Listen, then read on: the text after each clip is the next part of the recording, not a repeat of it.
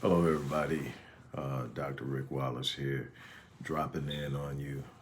I'm not going to be very long on this particular live stream, but I did wanted to do it live because I just wanted the connectivity and the energy to be shared. Many of you people remember the piece I did on Bryce Gowdy, the young black high school football player who ultimately took his life by stepping in front of a train. I shared the post humorous video that his mom did. I shared my perspective on the work we need to do in the black community as it pertains to providing mental health resources and channels to support for young black males, specifically because of the rise in black teenage male suicide, and the need and violence and a number of other things that we work on at the Odyssey Project, primarily through Black Men Lead. I do want to, hold on a second. Okay. Okay, we're on. Just want to check something real quick. I do want to encourage you to support the work we're doing with Black Men Lead. You're always going to see a link at the first paragraph of the description box on every video that's addressing issues in the black community. You can always give to our Cash App account, which is Cash App handle capital THE, capital PROJECT, capital PROJECT 21. The Odyssey Project 21, with all words being capitalized. Not all letters, just the beginning of the word. That's going to also be in there. We need your support. I can't stress that enough. There's so many necessary things that we don't have. And I'm here because I found out that right after dealing with the death of Bryce Gowdy, I came into contact with someone else that I'm not going to mention, and I can't mention the relationship because that would make it obvious. But in the same place, West Palm Beach, Florida, that was another situation where we were asked for help. I recruited help from one of my closest friends and colleagues, Dr. Michael Blanchard, to get in contact, open up resources for the mother and the son. Same city, West Palm Beach, Florida. Well, we just had a murder this past weekend of another football player from the, I think it's Deerfield Beach High School, where Bryce Gowdy attended. This young brother was shot at his grandfather's funeral, and it may likely be that he was shot by a relative. There was some tensions going on. They were actually expecting some violence to break out, or aware or concerned about violence breaking out. They had literally police and security at the funeral. After the funeral is when this actually happened, at the church where the funeral took place across the street. This young man was shot in front of his parents, died in his mother's arms, and his father looking on. And it goes back to the sadness of simply not having an environment that is supporting proper male development, that everything is settled with a bullet, everything is settled with violence, even when that violence is literally turned in on themselves and they're taking their own lives. The inability to cope, the inability to face whatever they're dealing with. You've got situations in Texas where a young man has killed his ex-girlfriend, her sister, who was a freshman in college, and shot her toddler son, all because of a breakup. And that's happening way too much. And yes, we've got a lot of different things we could talk about as far as violence on both sides of the spear. But one thing that I am very, very passionate about is the proper racial socialization of young black males. Why? Because there's so much empirical data that shows when a black male has been properly socialized, that means brought into the sphere of understanding who they are, what they are, how they operate and process and how they're needed in their social system, in their environment, and giving them proper self-image, proper self-concept, self-confidence to operate in a system that's hostile towards them. That's so important. Black males are by far the most targeted species on the planet. And if you don't know how to navigate it, you consistently fall victim to these snares, and you end up in this cycle where things stop making sense, where you've become frustrated, you become frenetic, you become unglued, you don't have a sense of self or purpose, and so you do whatever you feel you have to do or need to do in order to find yourself and your peace. And often, if that's not something that's guided by men who have successfully navigated it, despite all of the pernicious instruments of destruction that are in front of us. If it isn't guided, if it isn't set up, if there isn't a systematic development of our children, they're left to the wiles of the influences outside of themselves, outside of our culture, outside of our values, our interests, and our principles, and they're left to figure this thing out on their own, and rarely do they. That's asking too much of them. There's a reason why we have parents. There's a reason why we have homes with structure, why we have homes with a specific cultural value system that is designed to serve that home, those in the home, and the larger group they belong to. It is absolutely imperative that we come to an understanding of where we are now.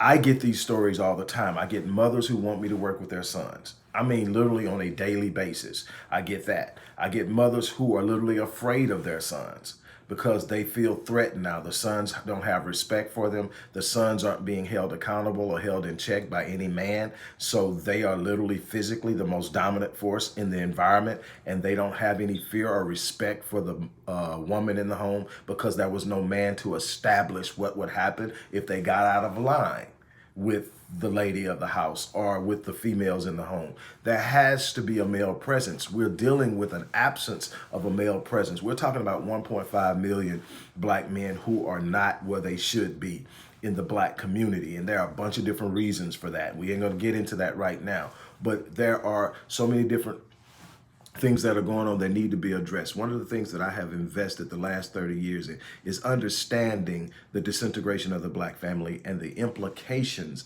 that it has had on black male productivity, black female security, safety, and progress, black economics, and so many other areas of just how destructive the disintegration of the black family is and how it's playing out. I've written about that in Born in Captivity, Psychopathology as a Legacy of Slavery, along with many of the other enigmatic issues that we face. And one of the biggest issues is that we're not developing and building strong black men. We're leaving so many of our young males unprotected, unguarded, unguided, and expecting them to figure it out. We're leaving far too many of our young black males in the hands of young black mothers and expecting them to be able to do something only we can do.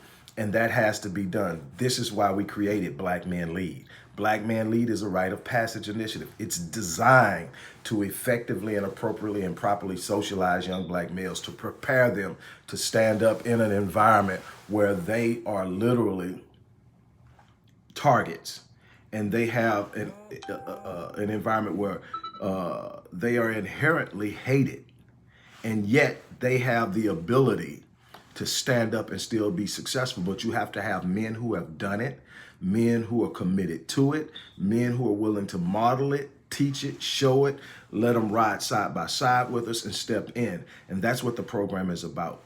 Simply put, we need your support. There's no other way around it. We need your support, but we also need people to understand the importance of what we're doing. We can't, number one, we can never expect the system to actually take care of, teach, and prepare our young boys to be powerful and strong young men because they are the greatest threat to the system. They need our young boys to be alienated, isolated, mishandled, miseducated, mass incarcerated. They need that. Why? Because as long as our men remain offline and out of alignment with the direct desires, needs, and ambitions of our people, we can't get there. I've said this many times before. We will only get as high as our women can emotionally and spiritually lift us, and we will only get as far as our men can lead us. How can our men lead us when they are being knocked offline, off course, right out the gate? As early as 5 years old, they are being misassigned special education tags that come along with psychotropic drug medication which leads to all other types of issues. This is 5 years old. They're already targets in a school system, and they're already being mishandled, where many won't even make it to graduation, which increases their chances of becoming incarcerated by at least 5 times.